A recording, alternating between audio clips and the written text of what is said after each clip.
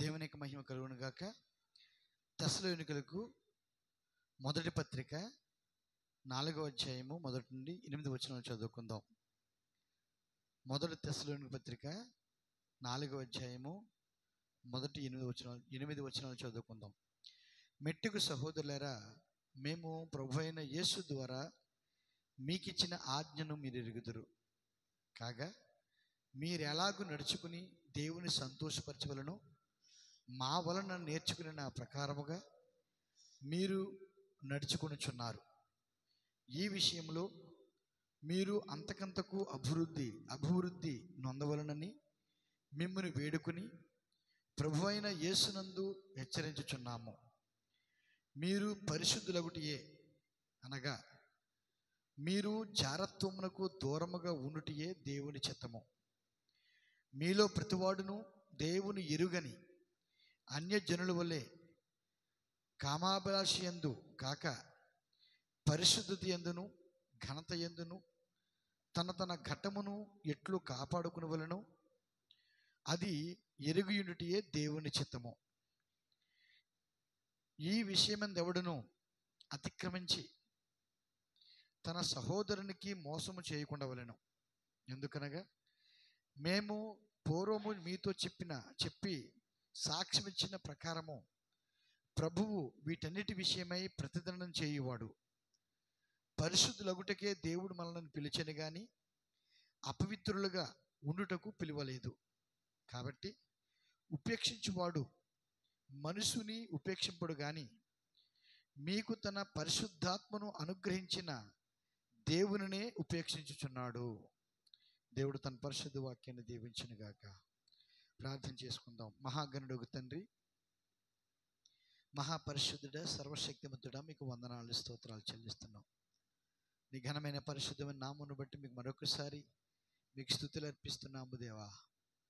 ప్రభువా, మేమందరము నీ బిడ్డలముగా నీ బల చుట్టూ చేరి దేవా, ప్రభువా, నీ పరిశుద్ధమైన మార్గములో మేము ఏ విధంగా జీవించాలో ప్రభువా నేర్చుకున్న వారమై తండ్రి, నీ మార్గములందు పరిశుద్ధమైన జీవితములో మేము జీవించటానికి నడుచుటకు దేవా, ఓ ప్రభువా, మీరు మమ్మల్ని పిలిచిన దేవుడు అని తండ్రి, ప్రభువా మేము నమ్ముచున్నాము తండ్రి. మీకు స్తోత్రాలు. ఈ సాయంకాలం ముందు కూడి వచ్చిన ప్రతి బిడ్డను మీరు దీవించండి తండ్రి, ఆశీర్వదించండి ప్రభువా. నీ బల చుట్టూ మేము చేరి ఉండగా దేవా, ప్రభువా, నీ వాక్య ఆహారాన్ని మాకు అనుగ్రహించమని ప్రార్థిస్తున్నాము దేవా. ఓ ప్రభువా, మీరే మమ్మల్ని దీవించండి తండ్రి. ప్రభువా, నీ వాక్యం ద్వారా మాత్రమే మేము జీవించగలమని, మేము జీవించే మార్గం మరొకటి లేదని ప్రభువా దృఢముగా నమ్ముతూ తండ్రి, ప్రభువా మీ జీవాహారము కొరకే మేము చేరి ఉండగా తండ్రి, మీరు మాతో మాట్లాడమని ప్రార్థిస్తున్నాము తండ్రి. బలహీనను బలపరచండి, మీరే సహాయం చేయండి. ఆరాధన అంతయు మీ యొక్క నా మహిమార్థమే జరిగించుకోమని, సమస్త మహిమ ఘనత ప్రభావాలు మీరే పొందుకోమని యేసు క్రీస్తు యొక్క నామంలో ప్రార్థిస్తున్నాను తండ్రి. ఆమేన్, ఆమేన్. కూర్చోండి.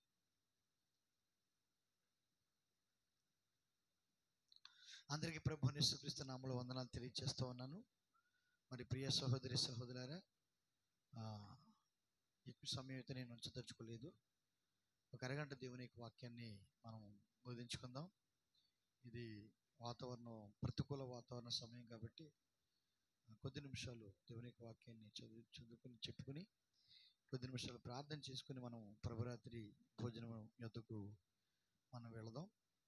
ప్రియ సహోదరి సహోదరులారా, ఇది ప్రభురాత్రి భోజనం సమయం కాబట్టి మరి హెచ్చరికతో కూడినటువంటి కొన్ని మాటలు మనం దేవుని యొక్క వాక్యముల నుండి మనం జ్ఞాపకం చేసుకుందాం.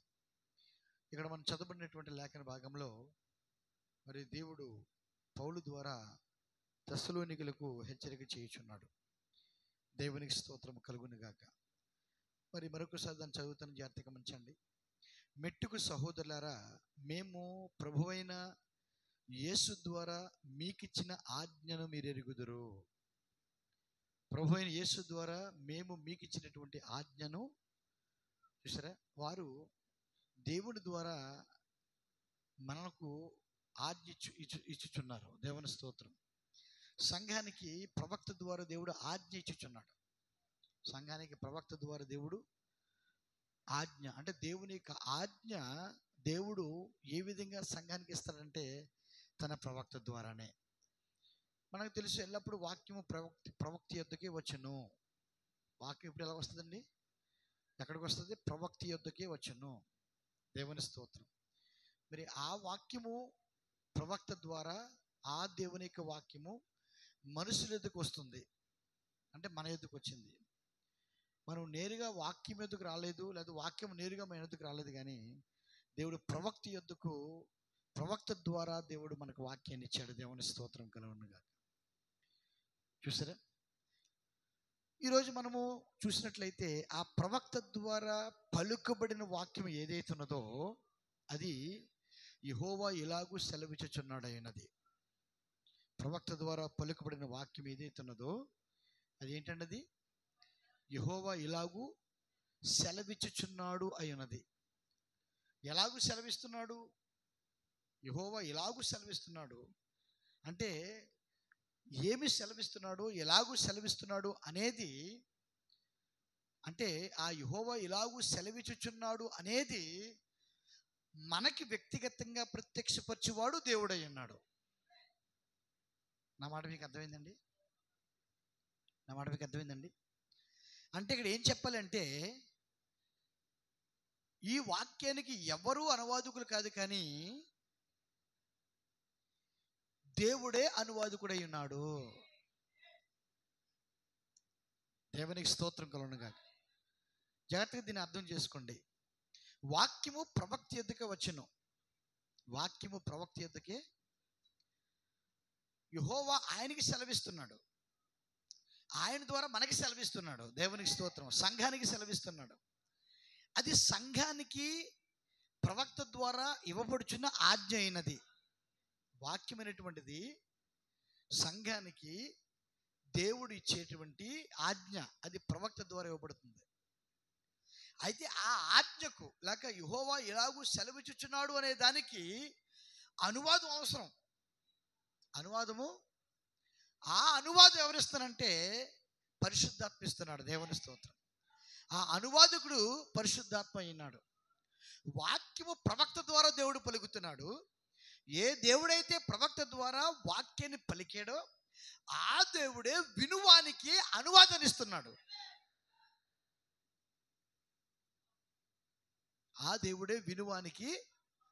అందుకే వాక్యం యొక్క అనువాద విషయంలో ఎన్నడూ ఎవ్వరూ ఏ వ్యక్తిని ఆశ్రయించకూడదు.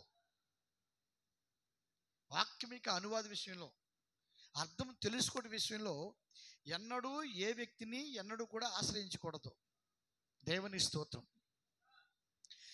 పలుకువాడు ఆయనే, అనువదించువాడు కూడా ఆయనే, అర్థం చెప్పువాడు కూడా ఆయనే అన్నాడు. ఆజ్ఞ ఇచ్చువాడు ఆయనే. దేవుని స్తోత్రం.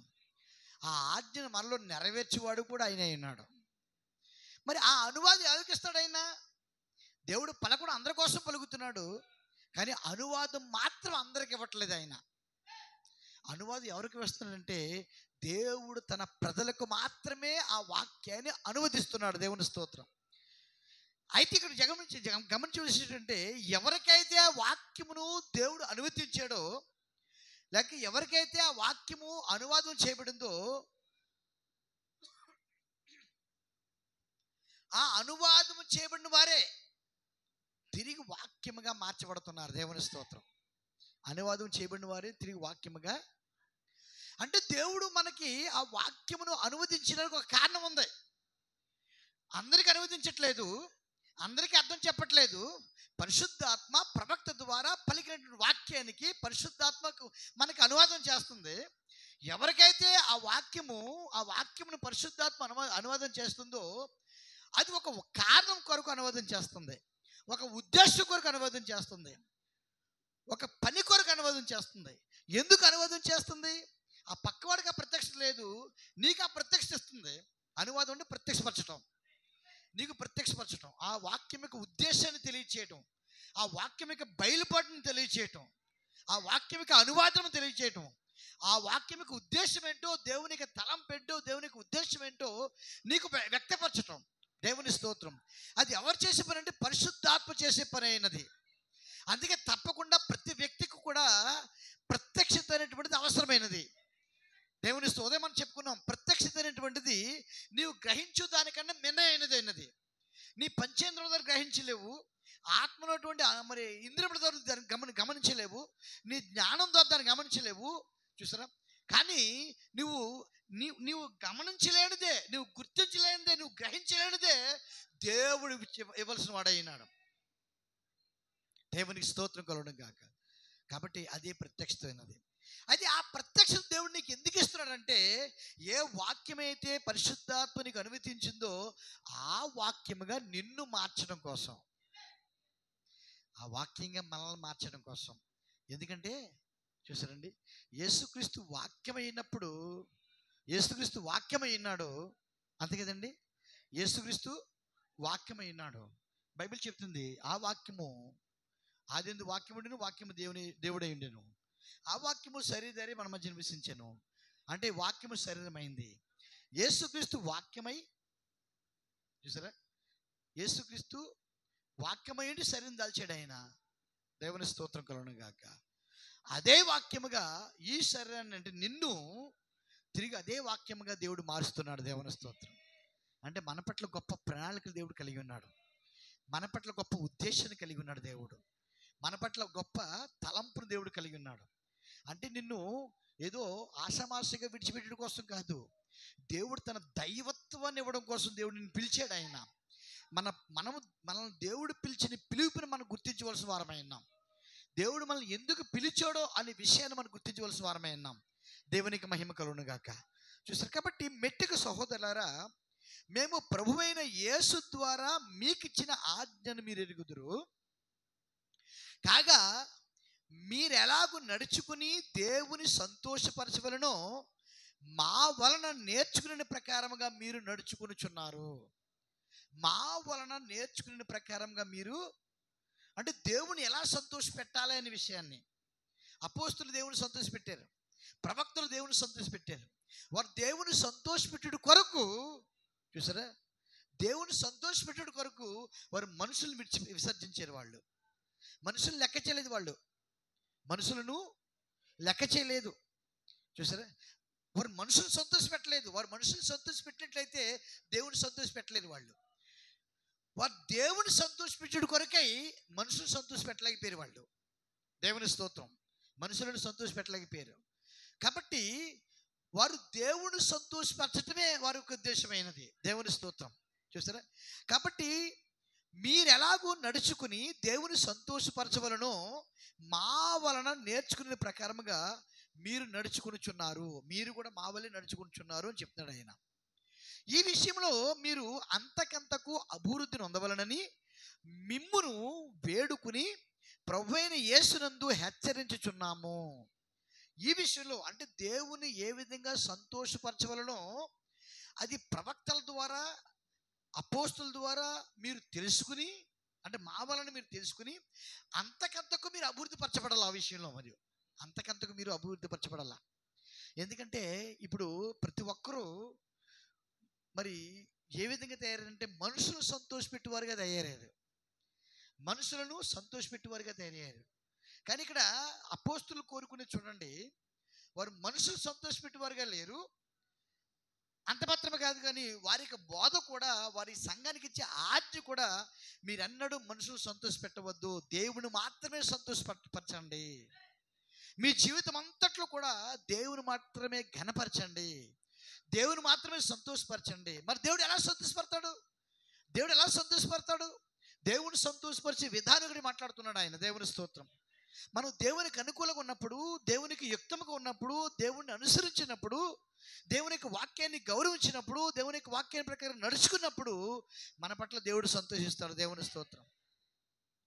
కాబట్టి ఈరోజు మనం తెలుసుకోవాల్సినటువంటి అతి ప్రాముఖ్యమైన సంగతి ఏంటంటే, దేవుని సంతోషపరచవలెను, దేవునికి ఇష్టమైన జీవితమును జీవించవలను, దేవునికి వాక్యమును గౌరవించవలను, దేవునికి వాక్యమును అంగీకరించి వాక్య ప్రకారంగా మన జీవితాన్ని ఆయనకి సమర్పించవలను. దేవుని స్తోత్రం కలుగును గాక. కాబట్టి మీరు ఆ విధంగా నడుచుకున్నారు. ఆ విషయం మీరు అంతకంతకు అభివృద్ధి పొందవలనని మిమ్మును వేడుకుంటూ మీకు ఆజ్ఞాపిస్తున్నాను, హెచ్చరించుచున్నాను అని చెప్తున్నాడు. దేవుని స్తోత్రం. చూసారండి? 3వ వచనం చూసినట్లయితే మీరు పరిశుద్ధులగుటకే. ఏమంటాడండి? మీరు ఆల్రెడీ దేవుని సంతోషపరుస్తున్నారు. మీరు దేవుని సంతోషపరిచేటట్లు అది మా ద్వారా మీరు నేర్చుకున్నారు. మమ్మల్ని బట్టి మీరు నేర్చుకున్నారు. నేర్చుకుని అంత మాత్రం కాదు, అంతకంతకు మీరు అభివృద్ధి పొందాలి. ఆ విషయంలో మీరు అంతకంతకు మీరు అభివృద్ధి పొందాలి అని చెప్తూ ఇక్కడ దేవుడు మనల్ని పిలిచిన పిలుపుని గురించి మాట్లాడుతున్నాడు. ఇక్కడ దేవుడు మనల్ని పిలిచిన పిలుపు గురించి మాట్లాడుతున్నాడు. ఎందుకు మనల్ని పిలిచాడు ఆయన? లోకం నుండి పిలిచాడు ఆయన. బైబిల్ ఏం చెప్తుంటే చూసారండి, సంఘం అనగా బయటకు పిలువబడినది అని అర్థం. సంఘం అంటే ఏంటండి? బయటకు పిలువబడినది అని అర్థం. అంటే దేవుడు మనకు బయటకు పిలిచాడు. చూసారా, బయటకు పిలిచాడు. ఇక్కడ 2 విషయాలు ఏంటంటే, దేవుడు కేవలము బయటకు పిలిచడం మాత్రమే కాదు చేసింది ఆయన. కేవలము బయటకు పిలవటం మాత్రమే చేసింది కాదు, మరో కార్యాన్ని దేవుడు మన పట్ల కలిగి ఉన్నాడు. ఆయన ఏంట కార్యాన్ని? ఆయన బయటికి పిలిచి, దేని నుండి బయటికి పిలిచాడు? ఆయన లోకం నుండి బయటికి పిలిచాడు, పాత జీవితం నుండి బయటికి పిలిచాడు, అవిశ్వాసం నుండి బయటికి పిలిచాడు, సిద్ధాంతాల నుండి బయటికి పిలిచాడు. చూసారా, ఒకప్పుడు అందులో ఉన్నటువంటి మనల్ని బయటికి పిలిచాడు. కేవలం బయటకు పిలవటమే ఆయన ఉద్దేశం కాదు. కేవలం బయటకు పిలవటమే, బయటికి పిలిచేసి విడిచిపెట్టడం ఉద్దేశం కాదు, మరొక ఉద్దేశాన్ని కలిగి ఉన్నాడు ఆయన. ఆ పిలుపును పరిపూర్ణ చేయడం కొరకు దేవుడు మనల్ని పిలిచిన పిలుపును పరిపూర్ణ చేయడం కొరకు దేవుడు మనల్ని ఎందుకు పిలవడం అంటే, బయటికి పిలవడం అంటే దాని నుండి వేరు చేయట, దాని నుండి అవిశ్వాసం నుండి, లోకం నుండి, పాపం నుండి, సిద్ధాంతాల నుండి, మనుషులకి పారంపరాచారం నుండి వేరు చేయట. ఎందుకు వేరు చేశాడు లేక ఎందుకు బయటికి పిలిచాడంటే, దేవుని స్తోత్రం, మరో దానిలోనికి ప్రవేశింప చేయడం కొరకు. మరో దానిలోనికి ఎందులో ప్రవేశింప చేస్తాడు ఆయన? నిత్య జీవంలోనికి ప్రవేశింప చేస్తాడు ఆయన. అంటే బయటకు పిలిచి దేవుడు విడిచిపెట్టాడు. బయటకు పిలిచి, దేవునికి స్తోత్రం కలుగును గాక, దేవుడు పిలిచిన తర్వాత మనల్ని పరిపూర్ణలు చేసిన తర్వాత దేవుడు నిత్య జీవంలోనికి ప్రవేశపెడతాడు. ఆయన నిత్య జీవంలోనికి ఆయన ప్రవేశపెడతాడు. దేవుని స్తోత్రం. అంటే ఒక వ్యక్తి మనం బయటకు పిలువబడిన మనము మరలా ఎందులోనికో ప్రవేశించాలి. ఆ ప్రవేశించేటువంటి కార్యం ఏంటంటే, ఆ ప్రవేశించే స్థలం ఏంటంటే నిత్య జీవమైనది. నిత్య జీవంలోనికి ప్రవేశించాలి. మనం నిత్య జీవంలోనికి అడుగు పెట్టాలి. అయితే ఈ బాధ్యత ఎవరు తీసుకుంటే దేవుడు తీసుకుంటున్నాడు. మనంతా మనం ప్రవేశించలేము. ఏ దేవుడైతే మనం ప్రత్యేకపరిచాడో, ఏ దేవుడైతే మనం బయటికి పిలిచాడో, ఏ దేవుడైతే మనం బయటకు రప్పించాడో, తన బలమైన హస్తం ద్వారా, దేవుని స్తోత్రం, తన దేవదూతని పంపించి లేక తన ప్రవక్తని పంపించి ఆయన బలమైన హస్తం ద్వారా, అగ్నిస్తంభం ద్వారా, మేఘస్తంభం ద్వారా ఎన్నో అద్భుతాలు జరిగించి, ఆశ్చర్యకార్యాలు జరిగించి, ఆయనే దేవుడిని ఆయన నమ్మించి తన ప్రవక్తని పంపించి ప్రవక్త ద్వారా కార్యాలు జరిగించి దేవుడు మనకు విశ్వాసం కలిగించి బయటికి తీసుకొచ్చాడు ఆయన. దేవునికి స్తోత్రం. కాబట్టి బయటికి పిలిచిన దేవుడు లేక అవిశ్వాసం నుండి ప్రత్యేకపరిచిన దేవుడు ఆయనే మనల్ని పవిత్రపరిచి పరిశుద్ధపరిచి, దేవుని స్తోత్రం కలుగును గాక, అప్పుడు మరి పరిశుద్ధులుగా, నీతిమంతులుగా నిత్య జీవంలోనికి ఆయన ప్రవేశపెడుతున్నాడు. దేవుని స్తోత్రం. నిజానికి మన స్వాస్థ్యము నిత్య జీవము. మన స్వాస్థ్యం ఏంటండి? నిత్య జీవము. అందుకే మన జీవితంలో ప్రతి దినము కూడా మార్పు అనేటువంటిది కనబడాలి. ఎవరైతే బయటకు పిలబడి ఉన్నారో ఆ పిలువబడిన వారికి జీవితంలో ఏం కనబడాలండి? మార్పు అనేటువంటిది కనబడాలి. మార్పు. ఆ మార్పు ఎక్కడి నుండి ఎక్కడికంటే చూసారా, బయటకు పిలువబడి సంఘములో నుండి, అక్కడి నుంచి అండి బయటకు పిలువబడిన సంఘం, అక్కడ నీ మార్పు ప్రారంభమవుతుంది. దేవుడు ప్రత్యేకించాడు, బయటికి పిలిచాడు. పిలువబడిన తర్వాత దేవుడు తన వాక్యం ద్వారా శుద్ధీకరిస్తున్నాడు, వాక్యం ద్వారా కడుగుచున్నాడు. వాక్యం ద్వారా కడగబడుతున్నప్పుడు అక్కడ ప్రారంభమవుతుంది మన యొక్క మార్పు, మన శుద్ధీకరణ ప్రారంభమవుతుంది. ఈ ప్రారంభమైన శుద్ధీకరణ లేక మార్పు చూసారండి, మరి ఎక్కడికి అది తీసుకువెళ్తుందంటే పరిశుద్ధాత్మలోనికి లేక నిత్య జీవములోనికి తీసుకువెళ్తుంది. దేవునికి స్తోత్రం. అంటే అర్థం ఏంటంటే మనం ఎక్కడి నుండి పిలువబడ్డ మరి సంఘములో నుండి పరిశుద్ధాత్మలోనికి వెళ్ళుచున్నామనే, సంఘములో నుండి ఆ నిత్యత్వంలోకి వెళ్ళుచున్నాము. మన ప్రయాణము సంఘములో నుండి నిత్యత్వంలోకి వెళుచున్నాం. దేవుని స్తోత్రం. లోకంలో నుండి బయటకు వచ్చాము, సంఘముగా పిలబడ్డాం.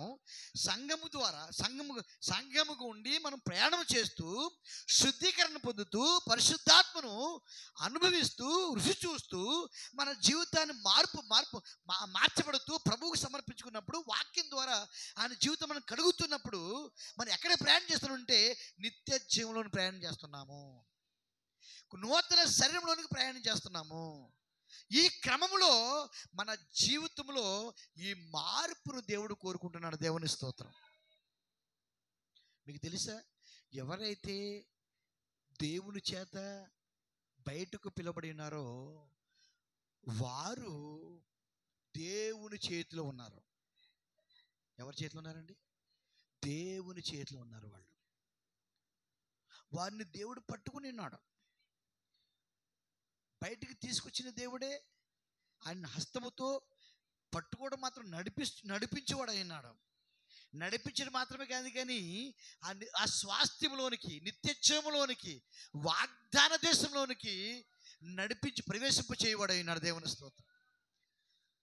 ఈ యాత్ర యొక్క బాధ్యత అంతా దేవుడు తీసుకున్నాడు. దేవుడు ఎందుకు తీసుకున్నాడు అంటే, నీవు జగత్తు పునాది వేయబడక మునుపు దేవుని యొక్క ఎన్నికలు ఉన్నావు కాబట్టి, జగత్తు పునాది వేయబడక మునుపు నువ్వు దేవుని యొక్క ఎన్నికలు ఉన్నావు కాబట్టి ఈ బాధ్యతను దేవుడు తీసుకున్నాడు. దేవునికి స్తోత్రం కలుగును గాక. అంటే దేవుడే మనకు నాయకుడిగా, అగ్నిస్తంభంగా, మేఘస్తంభం ఉండి ప్రవక్త యొక్క సమక్షంలో, వాక్యం యొక్క సమక్షంలో మన జీవితాన్ని ఒక చోటు నుండి మరొక చోటకు నడిపిస్తున్నాడు ఆయన. ఒక దశలో నుండి మరొక దశలో నడిపిస్తున్నాడు ఆయన. దేవుని స్తోత్రం. ఒక స్థలంలో నుండి మరొక స్థలంలో నడిపిస్తున్నాడు ఆయన. దేవుని స్తోత్రం. ఆ స్థలంలో ఉంటే ఒకలా ఉన్నాం, ఆ స్థలంలోకి వస్తే మరొక విధంగా మారుతాం. ఆ స్థలంలో ఉంటే పాపులుగా ఉన్నాం, ఆ స్థలం ఉంటే ఎలా ఉన్నామండి? పాపులుగా ఉన్నాం. ఆ స్థలం నుండి బయట తీసుకొచ్చి పిలిచాడు ఆయన. సంఘముగా మారి ఉన్నాం, ఆయన సంఘముగా మారి ఉన్నాం, ఆయన సంఘమై ఉన్నాం, ఆయనకి బిడ్డలమై ఉన్నాము, ఆయన కుమారులు కుమార్తెలమై ఉన్నాం. దేవుని స్తోత్రం. అక్కడి నుండి స్వాస్థ్యంలో తీసుకెళ్తున్నాడు ఆయన. అక్కడ నుండి ఎక్కడ తీసుకెళ్తున్నాడు ఆయన? మనము నిత్య జీవానికి హక్కుదారులమై ఉన్నాం. ఆ నిత్య జీవాన్ని స్వతంత్రించుకునే వారిగా ఉన్నాం. దేవుని స్తోత్రం. ఎందుకంటే కనాను దేశంలో దేవుడు ఏం చేశాడు? వారికి స్వాస్థ్యాన్ని కొలిసిచ్చాడు. వారి స్థానాల కొరకు, ఆ స్థానాల్లో ఉండు కొరకు వారికి దేవుడు స్వాస్థ్యాన్ని వారికి కొలిచివ్వడం జరిగింది.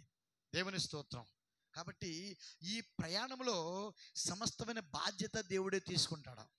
ఈ ప్రయాణంలో సమస్తమైన బాధ్యత దేవుడే తీసుకోవడం జరుగుతుంది. 3వ వచనం, మీరు పరిశుద్ధులగుటయే. ఏంటండి? మీరు పరిశుద్ధులగుటయే, బయటకు పిలువబడిన మీరు, దేవుని సంతోషపరిచి మీరు అంతకంతకు మరి ఎక్కువగా దేవుని సంతోషపరుస్తూ మీరు పరిశుద్ధులగుటయే, అనగా మీరు జారత్వమునకు దూరముగా ఉండుటే దేవుని చిత్తము. పరిశుద్ధులు అవ్వాలి మనం. ఏం చేయాలి మనం? దేవుడు ఎందుకు పిలిచాడు మనల్ని? చూసారా? మరి పరిశుద్ధులు అవటం అంటే ఏడు చెప్తున్నాడు ఆయన. ఏం చెప్తున్నాడండి? మనం ఎలా పరిశుద్ధులు అవుతాం? మనం ఆ పరిశుద్ధులు అవటం అంటే చెప్తున్నాడు. అనగా పరిశుద్ధులు అవడం అంటే ఏంటో చెప్తున్నాడు. అనగా జారత్వమునకు దూరముగా ఉండుట. జారత్వమునకు దూరముగా ఉండుట, జారత్వమునకు దూరంగా ఉండుట. దేవుని స్తోత్రం. అంటే ఒక వ్యక్తి పరిశుద్ధమైన జీవితం జీవించడం అంటే జారత్వం చేయకుండా ఉండటమే, తన ఘటాన్ని కాపాడుకోవటమే. ఆ ఘటము అపవిత్రపరచబడకుండా కాపాడుకోవటమే పరిశుద్ధులు ఒకటి అయిన. దేవుని స్తోత్రం. అంటే జారత్వానికి దూరంగా ఉండాలి. ఎలా ఉండాలండి? జారత్వాలు 2 రకాలుగా ఉన్నాయి. ఒకటి శరీర సంబంధమైనది, రెండవది ఆత్మ సంబంధమైనది. ఒకటి శరీర సంబంధమైనది, రెండో జారత్వము ఆత్మ సంబంధమైనది. ప్రతిదీ 2 ఉంటాయండి. ఒకటి శరీర సంబంధమైనది, రెండవది ఆత్మ సంబంధమైనది. దేవుని స్తోత్రం. ఈ రెండిట్లో కూడా జాగ్రత్తగా ఉండాలి మనం. ఈ రెండిట్లో కూడా మన ఘటాన్ని కాపాడుకోవాలి. ఈ రెండిట్లో మన విశ్వాసాన్ని కాపాడుకోవాలి. ఈ రెండిట్లో మనం పరిశుద్ధంగా ఉండాలి. దేవునికి స్తోత్రం. శరీర సంబంధమైందంటే జాగ్రత్త ఉండడం మనకు తెలుసు. వ్యభిచారం చేయుట శరీర సంబంధమైంది. చూసారా? అంటే నీ భర్తకు నువ్వు నమ్మకంగా జీవించకపోవటం శరీర సంబంధం. ఏంటంటే నీ శరీర సంబంధమైన భర్తకు చూసారా నీవు నమ్మకంగా జీవించకపోవటమే జారత్వమైనది. అంతే కదండి? నువ్వు ప్రమాణం చేసి వివాహం చేసుకునేటువంటి నీ భర్తకు నమ్మకముగా జీవించకపోవటమే నువ్వు చేసే జారత్వమైనది. అది ఎవరైనా సరే. దాన్ని బట్టి వారి పవిత్రతను పోగొట్టుకుంటున్నారు. వారి పరిశుద్ధతను పోగొట్టుకుంటున్నారు. ఆ భర్త పట్ల వారుకున్నటువంటి పవిత్రతను వారు కోల్పోతున్నారు.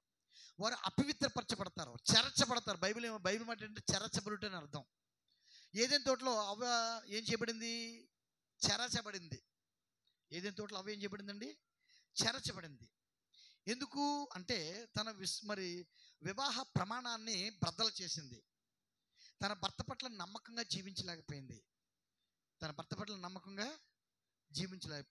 అంటే తన జీవితకాలం అంతయు తన ఘటాన్ని ఆమె కాపాడుకోలేకపోయింది. ఆ ఘటము ఆ శరీరము తన భర్త కొరకే అనే విషయం తెలిసినా సరే ఆ శరీరము ఆ భర్త కొరకే ప్రతిష్ఠించబడింది, లేక అభిషేకించబడింది. ఈ శరీరం నాది కాదు, నా భర్తది అనే విషయాన్ని ఆ యొక్క పరిశుద్ధమైన వాక్యాన్ని ఆమె బద్దలు చేసింది. తన ఘటాన్ని అపవిత్రపరచుకుంది. దాన్ని బట్టి ఆమె పవిత్రతను కోల్పోయింది. ఆమె ఏం చేయబడిందండి? పవిత్రతను కోల్పోయింది. అయితే దేవునికి ప్రవక్త తన వర్తమానాలు చాలాసార్లు చెప్పుకుంటున్నాం. ఇప్పుడైతే ఆయన భార్య యేసుక్రీస్తు యొక్క సంఘము తన పవిత్రతను ఎన్నడూ కోల్పోదు అని చెప్పాడు ఆయన. ఎందుకంటే ఆమె చెరచబడదు, ఆమె మోసపుచ్చబడదు. అవ్వ మోసపుచ్చబడింది అక్కడ. కానీ ఇక్కడ యేసుక్రీస్తు యొక్క సంఘము, యేసుక్రీస్తు యొక్క భార్య, వాక్యం యొక్క కన్యక ఎన్నడూ చెరచబడదు అని చెప్పాడు ఆయన. ఆమె ఎందుకు చెరచబడదు? ఆమె ఎందుకు చెరచబడదు అంటే బైబిల్ ఏం చెప్తుందంటే, ప్రవక్త వర్తమానం ఏం చెప్తుందంటే, ఆమె ఎందుకు చెరచబడదంటే చూసారా, ఆమె ఇప్పటికే తనను తాను తన దేవుని వాక్యానికి సమర్పించుకుంది. ఆమె దేవుడి ద్వారా బయటకు పిలువబడి తనను తాను వాక్యమనే భర్తకి సమర్పించుకుంది. భర్త ఆమెను అంగీకరించి తన వాక్య విత్తనాన్ని ఆమెలో పెట్టాడు. ఆమెలో పెట్టబడిన ఆ వాక్యము పరిశుద్ధమైనది. దేవుడు పరిశుద్ధుడు కనుక ఆయన వాక్యము పరిశుద్ధము, ఆ విత్తనం పరిశుద్ధము, ఆ జీవం పరిశుద్ధము. కాబట్టి ఇప్పటికే ఆమె తన ఘటాన్ని వాక్యమునకు సమర్పించుకుంది, వాక్యమునకు అర్పించుకుంది. అంటే వాక్యముతో ఐక్యపరచబడింది. వాక్యముతో ఏమి చేయబడింది? ఐక్యపరచబడింది. వాక్యము శరీరము ఏకమైంది, వాక్యము ఆత్మ ఏకమైంది. ఇది అదృశ్యమైనటువంటి క్రీస్తు యొక్క ఐక్యత అయినది. ఏమైనది? అదృశ్యమైనటువంటి క్రీస్తు యొక్క ఐక్యత అయినది. దేవునికి స్తోత్రం కలుగునుగా. నీకు తెలుసా, నీవు క్రీస్తుకు సమర్పించబడ్డావు. నీ భర్త ఇప్పుడు క్రీస్తే. నువ్వు క్రీస్తుతో ఐక్యపరచబడ్డావు. అంటే ఈ వర్తమానంతో ఐక్యపరచబడ్డావు. దేంతో ఐక్యపరచబడ్డావు? నువ్వు ఈ వర్తమానంతో ఐక్యపరచబడ్డావు. చూసారా? అంటే ఇంక నువ్వు మోసపుచ్చబడవు అని చెప్తున్నాడు ఆయన. దేవునికి స్తోత్రం కలుగును. అది యేసుక్రీస్తు యొక్క వధువు, యేసుక్రీస్తు యొక్క వధువు. కాబట్టి ప్రియ సహోదరా, అందుకని ఈ పరిశుద్ధులు అంటే అర్థం ఏంటంటే మీరు జారత్వమునకు దూరముగా ఉండుటియే. చూసారా? కాబట్టి మరి ఆ అవ్వ జారత్వానికి దూరంగా లేదు. చూసారా? ఆ యొక్క సర్పం యొక్క ఉద్రేకమునకు ఆమె లోనైంది. తన నమ్మకాన్ని కోల్పోయింది. దేవుని స్తోత్రం కలుగును గాక. రెండోది ఏంటంటే ఆత్మీయమైనటువంటి జారత్వం. రెండోది ఏంటండి? ఆత్మీయమైనటువంటి జారత్వం. అక్కడ అవ్వ తన శరీరాన్ని సర్పానికి అప్పగించింది, పాపం చేసింది. ఇది శరీర సంబంధమైన జారత్వమైనది, శరీర సంబంధమైనటువంటి జారత్వమైనది. చూసారా? మరి ఆత్మ సంబంధమైన జారత్వం అనగా అర్థం ఏంటంటే, చూసారా, ఆత్మ సంబంధమైన జారత్వం అంటే అర్థం ఏంటంటే, జాగ్రత్తగా ఉంచండి. చూసారా, దేవుడు ప్రవక్త ద్వారా వాక్యాన్ని ఇచ్చాడు మనకి. వాక్యమే క్రీస్తు అయినాడు. వాక్యమే ఏమైనాడు? క్రీస్తు అయినాడు. మనం క్రీస్తుకు ప్రదానం చేయబడిన వారమై ఉన్నాం. చూసారా, క్రీస్తుకు ప్రదానం చేయబడిన వారమై ఉన్నాం. కాబట్టి ఇప్పుడు ఎప్పుడైతే క్రీస్తుకు ప్రదానం చేయబడ్డామో, ఇప్పుడు మనము క్రీస్తుకు చెందిన వారము ఉన్నాం. మనం అంటే వాక్యమునకు చెందిన వారుగా ఉన్నాం. దేవుని స్తోత్రం. ఈ శరీరము, ఈ ఆత్మ, ఈ ప్రాణము దేవునిదే, లేదా వాక్యానిదే. దేవునికి స్తోత్రం కలుగును గాక. ఇప్పుడు మనం ఏం చేయాలంటే, మన జీవితం అంతట్లో కూడా దేవుని స్తోత్రం, మనం జీవితం అంతట్లో కూడా సంపూర్ణమైన హక్కును మనం పొందుకునేంత వరకు కూడా, మన శరీరం మార్పు చెందేంత వరకు కూడా, దేవుని స్తోత్రం, మన మహిమ శరీరం పొందుకునేంత వరకు కూడా ఈ దేహాన్ని, లేక ఈ శరీరాన్ని, ఈ ఆత్మను, ఈ సమస్తమును కూడా వాక్యమును సమర్పించుకుని, ఎటువంటి సిద్ధాంతాన్ని కానీ, ఎటువంటి ఆచారాన్ని కానీ, ఎటువంటి చూసారండి పాపమును కానీ, ఎటువంటి అవిశ్వాసానికి కానీ అవకాశం ఇవ్వకుండా దేవునికే మన జీవితాన్ని సమర్పించటమే నిజమైన పరిశుద్ధత. ఒకవేళ తప్పుడు సిద్ధాంతానికి, తప్పుడు ఆచారానికి, లేక అవిశ్వాసానికి, విశ్వాస భ్రష్టత్వానికి మనం చోటిచ్చినట్లయితే మన వాక్యమైన భర్తకు మన నమ్మకస్తులుగా లేని వారము ఉంటాం మనం. అందుకే ఎల్లప్పుడూ మనం దేవుని వాక్యముతోనే మనం నిలబడి ఉండాలి. ఎల్లప్పుడూ దేవుని వాక్యంతో నిలబడి ఉండాలి. అందుకే పౌలు అంటున్నాడు, నేను చాలా విషయాలు మనం చూడగలం, కానీ పౌలు ఏం చెప్తున్నాడంటే,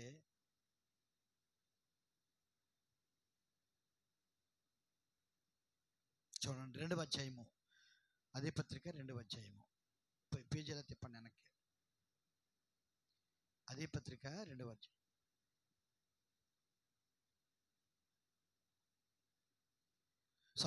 రెండవ అధ్యాయము 13వ వచనం. ఆ హేతు చేతను మీరు దేవుని గూర్చి వర్తమాన వాక్యము మా వలన అంగీకరించినప్పుడు, మనుషుల వాక్యమని ఎంచక అది నిజముగా ఉన్నట్టు దేవుని వాక్యమని దానిని అంగీకరించితిరి గనుక మేమును మానక దేవునికి కృతజ్ఞతాస్తుతులు చెల్లించుచున్నాము.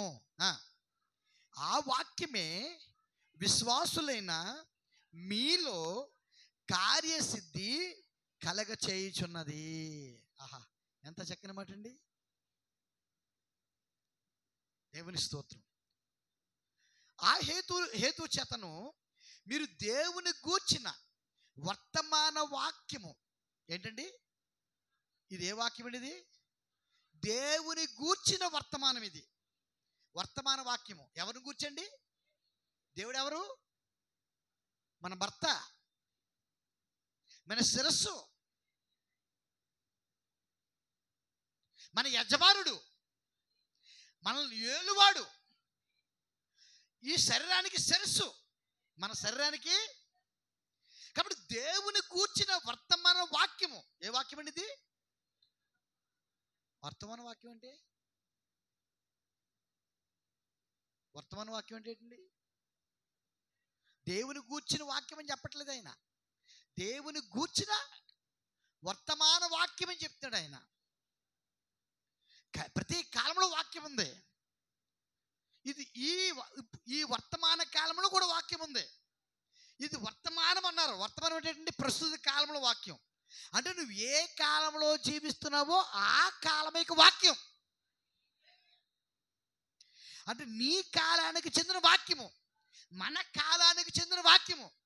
ఏ కాలం యొక్క వాక్యంతోనే దేవుడు నీతో మాట్లాడతలేదు ఆయన. నీ కాలంలో నీ కాలం యొక్క వాక్యముతో దేవుడు నీతో మాట్లాడుతున్నాడు ఆయన. గత కాలంలో ఉన్నట్లు కానీ మన కాలంలో కూడా ఉన్నాడు ఆయన. దేవుని స్తోత్రం. గత కాలంలో వారితో మాట్లాడినట్లు కానీ మన కాలంలో మనతో మాట్లాడతాడు ఆయన. మన కాలంలో మాట్లాడతాడు కాబట్టి మన కాలంలో మాట్లాడే మాటను వర్తమాన వాక్యం అంటున్నాడు ఆయన. ఇది కేవలం వాక్యం మాత్రమే కాదు, ఈ కాలంలో మనకి ఇవ్వబడినటువంటి వాక్యం ఇది. అంటే వర్తమాన వాక్యము. దేవుని స్తోత్రం. చూసారా? అంటే అర్థం ఏంటి? గతించిపోయిన కాలంలో వాక్యం కాదు ఇది, రాబో కాలంలో వచ్చే వాక్యం కాదు, ఈ కాలంలో మనతో మాట్లాడేటువంటి వాక్యము. అంటే ఫ్రెష్ వాడు ఏంటి? ఏ వర్డ్ అండి ఇది? ఫ్రెష్, తాజా వాక్యము అని అర్థం. వర్తమాన వాక్యం అంటే ఏంటని అర్థం? తాజా వాక్యము, ఈ గడికి సంబంధించిన వాక్యము. ఈ కాలానికి ఏ మాట అయితే అవసరమో ఆ మాట ద్వారా దేవుడు మనల్ని వివాహం చేసుకుంటున్నాడు ఆయన. ఈ గడికి కావాల్సిన వాక్యం ద్వారానే వివాహం చేసుకుంటాడు. గతకాలం వాక్యం ద్వారా వివాహం చేసుకోవడం కాదు, రాబో కాలం యొక్క వాక్యంతో వివాహం చేసుకోవడం కాదు, ఈ కాలం యొక్క వర్తమానంలోనే వివాహం చేసుకున్నాడు ఆయన. వాగ్దానము ఈ కాలానికి సంబంధించింది, ఆశీర్వాదము ఈ కాలానికి సంబంధించింది, వర్తమానము ఈ కాలానికి సంబంధించింది. క్రీస్తు కూడా ఈ కాలానికి సంబంధించిన వాడే. ప్రతి కాలంలో క్రీస్తున్నట్లుగానే ఈ కాలంలో క్రీస్తున్నాడు.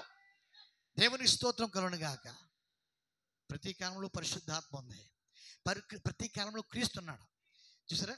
అందుకని ఈ అపోస్తలులు ఏ వాక్యాన్ని ప్రకటించారంటే గత కాలంలో వాక్యాన్ని ప్రకటించట్లేదు. చూసారండి? సంఘానికి దేవుని వలన దేవుని గూర్చిన వర్తమాన వాక్యాన్ని ప్రకటించారు వారు. ఈరోజు బ్రహ్మ వచ్చి ఏ వాక్యాన్ని ప్రకటించారంటే దేవుని గూర్చిన వర్తమాన వాక్యాన్ని ప్రకటించారు సంఘానికి. పాత కాలమిక వాక్యాన్ని కాదు ప్రకటించింది, ఈ కాలమిక వాక్యాన్ని ప్రకటించాడు. ఈ కాలమిక వాక్యాన్ని ప్రకటిస్తేనే ఈ కాలమిక వధువు ఈ కాలమిక క్రీస్తు కొరకు సిద్ధపడగలదు.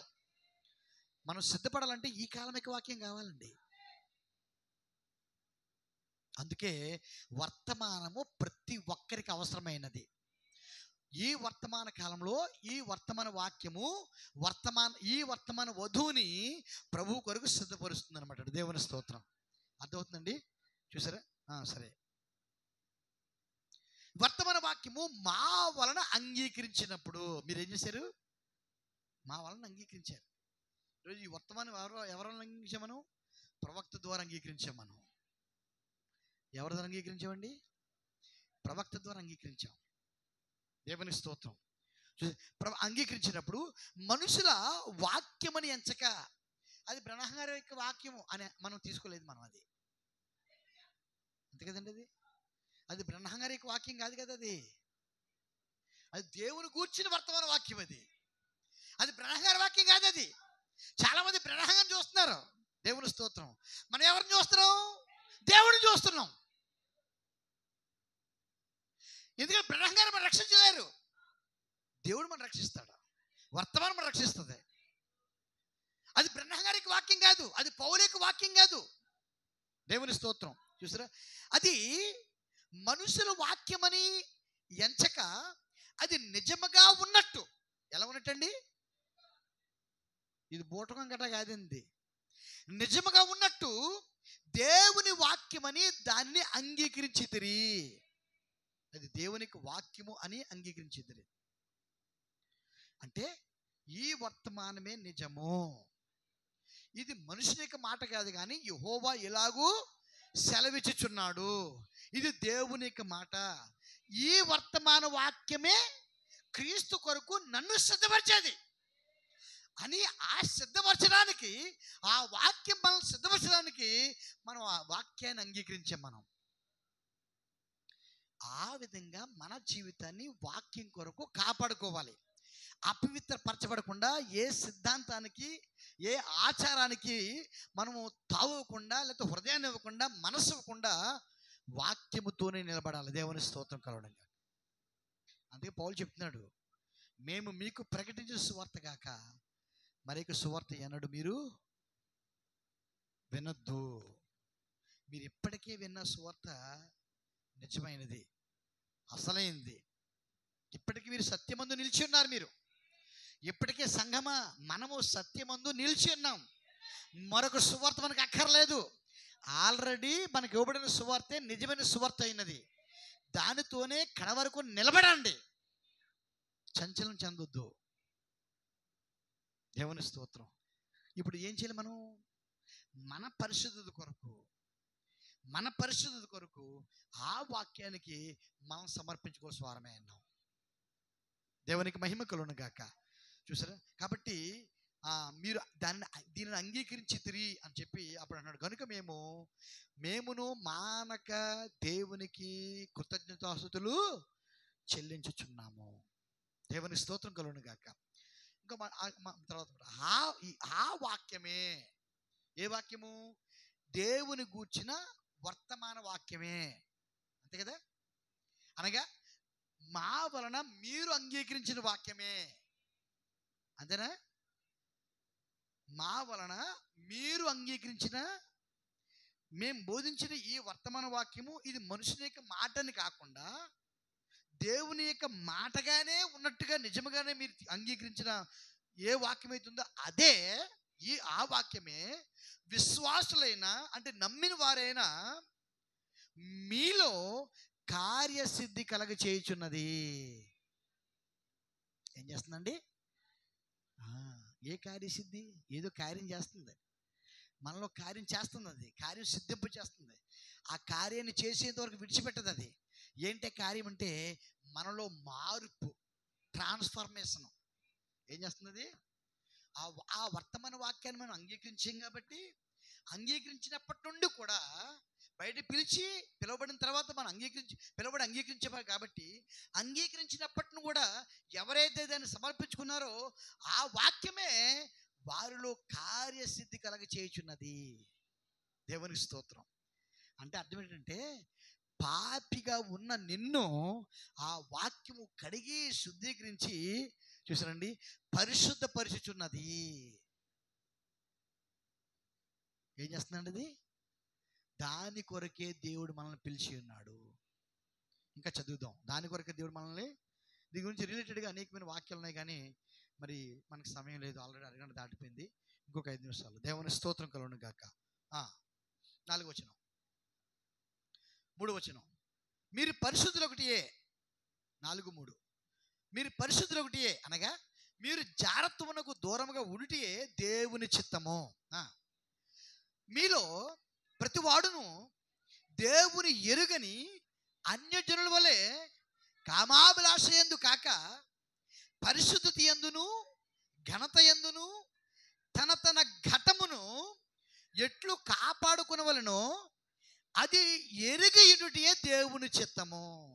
మన ఘటాలను కాపాడుకోవాలండి, మన శరీరాన్ని కాపాడుకోవాలి. ఎందుకు తెలుసా? ఈ శరీరము దేవుని కొరకు ప్రతిష్ఠించబడింది, నాజీరు చేయబడింది. సంసోను దేవుని కొరకు నాజీరు చేయబడ్డాడు. ఏం చేయబడ్డాడు? నాజీరు చేయబడ్డాడు. ఆ నాజీరు చేయబడిన సంసోను ఏం చేశాడు? అపవిత్రపరచబడ్డాడు, వ్యభిచారం చేశాడు, జారత్వం చేశాడు. ఏం చేశాడండి?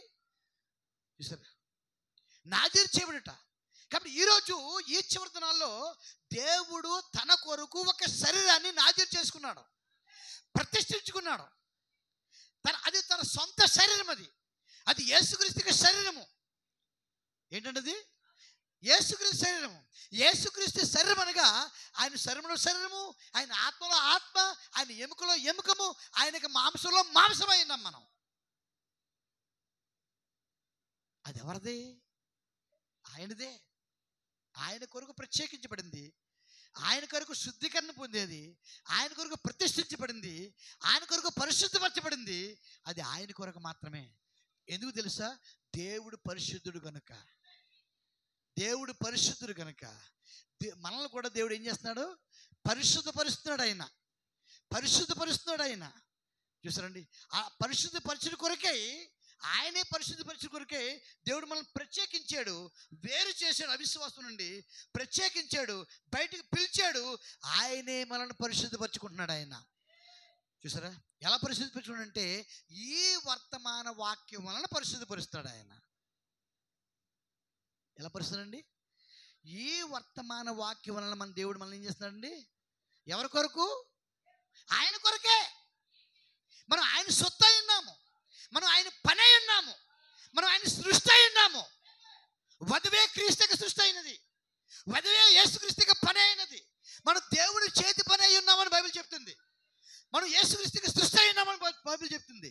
మన సృష్టికర్త మన ప్రభువే. దేవునికి స్తోత్రం కలుగును గాక. దేవుని సృష్టి మనం ఎవరండి? దేవుని సృష్టి, ఆది సంభూతుని యొక్క సృష్టి మనం. ఈ సృష్టి ఎవరి కోసం? ఆయన కోసమే. ఈ సృష్టి ఎవరి కోసం అండి? ఆయన కోసమే. ఈ శరీరం ఎవరి కోసము? ఆయన కోసమే. ఈ భూమి ఎందుకు పవిత్రపరుస్తున్నాడు ఆయన? ఆయన కోసమే. ఆయన విత్తనాన్ని పెట్టడానికి ఈ భూమిని పవిత్రపరుస్తున్నాడు ఆయన. ఈ భూమిని శుద్ధీకరిస్తున్నాడు ఆయన. ఈ భూమిని దున్నుతున్నాడు ఆయన. ప్రతి చెత్తను తీసిపడేస్తాడు ఆయన. ప్రతి గడిపరకను తీసిపడేస్తాడు ఆయన. ప్రతి కలుపు తీసిపడేస్తాడు ఆయన. చూసారండి, ఎందుకంటే పరిశుద్ధమైనటువంటి ఆయన విత్తనాన్ని విత్తనం కోసం. ఎందుకంటే ఆయన ఒంటరిగా ఉండటం ఆయనకి ఇష్టం లేదండి. దేవునికి ఒంటరిగా ఉండటం, ఒంటరితనానికి ఇష్టం లేదు. నరుడు ఒంటరిగా ఉండటం మంచిది కాదు అనుకున్నాడు ఆయన. దేవుని స్తోత్రం. ఈరోజు కూడా తన కుమారుడైన క్రీస్తు యేసు అను నరుడు ఒంటరిగా ఉండడం మంచిది కాదు అని అనుకుని ఆ క్రీస్తు కోసము దేవుడు ఈ చివరి దినాల్లో ఒక శరీరాన్ని ఆయనే ఏర్పాటు చేసుకుంటాడు. ఆయన నిర్మించుకుంటాడు. ఆయన పవిత్రపరచుకుంటాడు. ఆయన పరిశుద్ధపరచుకుంటాడు. ఆయన ప్రతిష్ఠిస్తాడు. ఆయన నాజీలు చేసుకుంటాడు. ఆయన దేని కొరకు? తన కొరకే. అది తన సొత్తు. మనం దేవుని వారమైనాము. దేవుడు మనవాడై ఉన్నాడు. మనం దేవుని వారమై ఉన్నాము. మనం ఆయనకు చెందిన వారమై ఉన్నాము. ఆయన సొత్తు అయినాము. మనకు చెందిన వారం కాదు. మనం ఈ భూమికి చెందిన వారం కాదు. మన సంఘానికి చెందిన వారం కాదు. మన సిద్ధాంతానికి చెందిన వారం కాదు. మన లోకానికి చెందిన వారం కాదు. మనము జీవానికి చెందిన వారము, నిత్య జీవానికి చెందిన వారము, క్రీస్తుకు చెందిన వారము, ఈ కాల వాక్యానికి చెందిన వారము, వాక్యం యొక్క సంబంధులము, వర్తమానం యొక్క సంబంధులము, క్రీస్తు యొక్క సంబంధులము. ఆయన వలె మార్చబడుటకు, ఆయన స్వాస్థ్యమును పొందుకున్నటకు దేవునికి మహిమ కలుగును గాక. దేవునికి స్తోత్రం కలుగును గాక. అర్థమైందండి? ఇది మామూలు చదివి ముగించేది ఉంటాం, అయిపోతుంది. మీలో ప్రతివాడును దేవుని ఎరుగని అన్ని జనులే కామాభిలాష యందు కాక పరిశుద్ధత యందును ఘనత యందును తన ఘటమును ఎట్లు కాపాడుకునవలెనో అది ఎరిగినటియే దేవుని చిత్తము. మన పట్ల దేవుని చిత్తాన్ని బయలుపరుస్తున్నాడు ఆయన. ఇప్పుడు మనం దేవుని చిత్తాన్ని తెలుసుకుంటున్నాం. మనం ఏం చేస్తున్నాం? మనం ఏంటి దేవుని చిత్తము? మన ఘటాన్ని ప్రభు కొరకు కాపాడుకోవాలి. అర్థమవుతుందండి? మన జీవితాన్ని ప్రభు కొరకు అపవిత్రపరచబడకుండా పవిత్రంగా కాపాడుకోవాలి. దేనికి చోటు ఇవ్వకుండా, ఏ అవిశ్వాసానికి, ఏ సిద్ధాంతానికి, ఏ ఆచారానికి, ఏ కామాభిలాషకు చోటు ఇవ్వకుండా ఈ ఘటాన్ని నా ప్రభు కొరకు పరిశుద్ధంగా పవిత్రంగా కాపాడుకోవాలి. అదే మన పట్ల దేవుని చిత్తము. అందుకే దేవుడు మనల్ని పిలిచాడు. దేవునికి స్తోత్రం. ఈ విషయం దేవుడును అతిక్రమించి తన సహోదరునికి మోసము చేయకుండా వలెను. తన సహోదరునికి ఏం చేయకూడదండి? ఎన్నడూ మోసము, ఏ సహోదరునికి మోసం చేయకూడదు. అంటే అర్థం ఎవరిని ఆశించకూడదని, ఏ స్త్రీని, ఏ సహోదరునికి భార్యను ఆశించకూడదు అని. నీ సహోదరుని భార్యను ఆశింపకూడదు అని బైబిల్ చెప్తుంది కదా, చెప్తుందా? అది ఎందుకనగా మేము పూర్వము మీతో చెప్పి సాక్ష్యం ఇచ్చిన ప్రకారము ప్రభువు వీటన్నిటి విషయమై ప్రతిదండన చేయువాడు. ఒకలా చేస్తే ఏం చేస్తాడు? ఆయన ప్రతిదండన చేస్తాడు. అలా చేస్తే, ఏ సహోదరునైనా మోసం చేస్తే దేవుడు ఏం చేస్తాడు? ప్రతిదండన చేస్తాడా? మళ్ళీ చెప్తా చూడండి. పరిశుద్ధులగుటకే దేవుడు మనలను పిలిచెను గాని అపవిత్రులుగా ఉండుటకు. మన పిలుపు ఎంత గొప్పదో చూడండి. పరిశుద్ధులగుటకే పిలిచాడు దేవుడు, అంతే తప్ప మనం అపవిత్రులగుటకు పిలవలేదు. అపవిత్రత మనకు సంబంధించింది కాదు, మనకు చెందింది కాదు. మన జీవితంలో దేవుడు మనకి ఇచ్చింది పరిశుద్ధత. మన జీవితంలో దేవుడు మనకి ఇచ్చింది ఏంటండి? పరిశుద్ధత.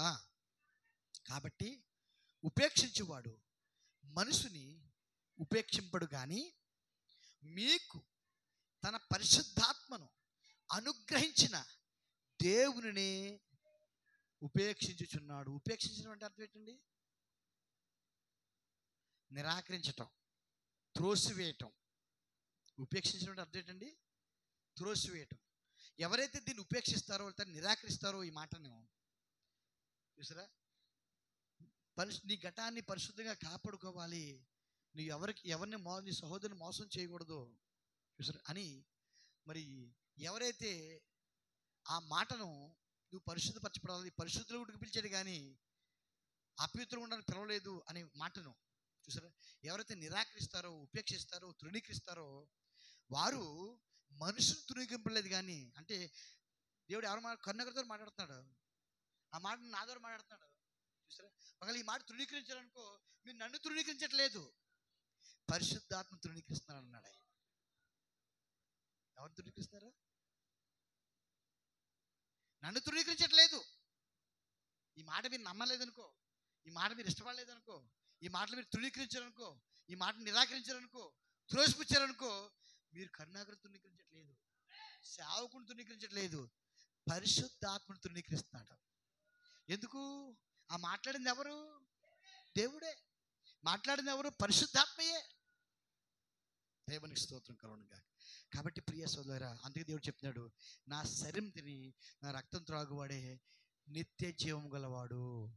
నా శరీరం తిని నా రక్తం త్రాగువాడే నిత్య జీవం గలవాడు. అంటే అర్థం ఏంటంటే ఆయన శరీరము అంత పవిత్రంగా ఉందని అర్థం, ఆయన రక్తము అంత పవిత్రంగా ఉందని అర్థం.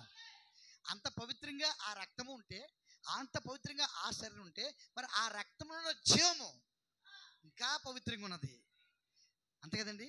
ఆ జీవం ఏంటది? పరిశుద్ధాత్మ అయినది. దేవుని స్తోత్రం. అంటే దేవునికి శరీరము, దేవునికి రక్తము, దేవునికి ఆత్మ.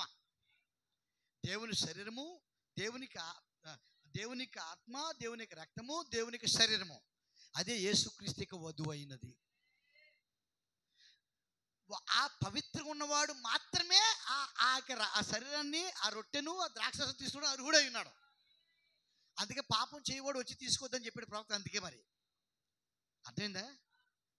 తప్పు చేసిన వాడు వచ్చి తీసుకోవద్దని చెప్పాడు ఆయన. నువ్వు బాప్తిని తీసుకున్నా సరే, ఒకవేళ తప్పు చేస్తే వచ్చి తీసుకోవద్దు అన్నాడు ఆయన. ఎంతవరకు తీసుకోవద్దు? ఒప్పుకునేంత వరకు తీసుకోవద్దు అన్నాడు. ఎంతవరకు తీసుకోవద్దు? ఒప్పుకునేంత వరకు తీసుకోవద్దు అన్నాడు. దేవుని స్తోత్రం. ఒప్పుకునేది తీసుకోవద్దు, ఎందుకంటే అపవిత్రం నీలో ఉంది, దాన్ని ఒప్పుకోవాలి. నువ్వు బాప్తిని తీసుకున్నా సరే చూసారా, ఆ తప్పును ఒప్పుకునేంత వరకు తీసుకోవద్దు అన్నాడు. ఎందుకంటే క్రీస్తుకి శరీరం పవిత్రమైనది, ఆయన రక్తం పవిత్రమైనది, ఆయన జీవం పవిత్రమైనది, ఆయన పరిశుద్ధుడైన దేవుడు. ఆ పరిశుద్ధత ఎక్కడుంది? ఇప్పుడు ఆయన వధువులో ఉంది, ఆయన సంఘంలో ఉంది, ఆయన శరీరంలో ఉంది. ఆయన పరిశుద్ధుడు కనుక మనము పరిశుద్ధులమై ఉన్నాము. దేవుడి మాటలు దీవించును గాక. మోకరించి ప్రార్థన చేసుకుందామా?